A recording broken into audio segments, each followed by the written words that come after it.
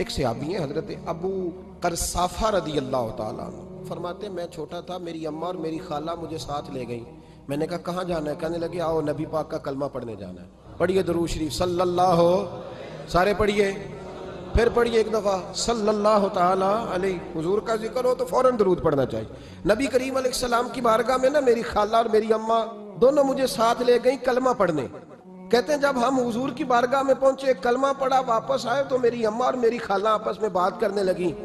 मेरी खाला कहने लगी तूने देखा है उनका बोलना कितना मजेदार था। मेरी खाला कहने लगी तूने तो वो देखा है, लेकिन वो जो गुलाम आया था उसके साथ उनका रवैया कितना प्यारा था।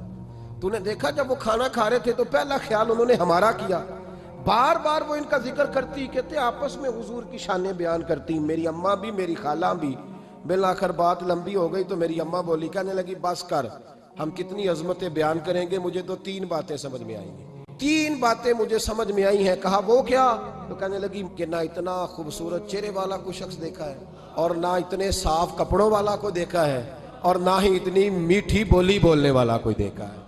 तीनों बातों की कमाल है। ज़ाहिरी हुस्न भी कमाल, कपड़ों की सफाई भी कमाल, और रसूल पाक का बोलना भी कमाल, लबो लहजे में मिठास भी खूबसूरती वाली। ये असल हुस्न है कि ज़ाहिरन भी इंसान बड़ा मुनज़्ज़ह हो, बातिनन भी बड़ा साफ सुथरा हो।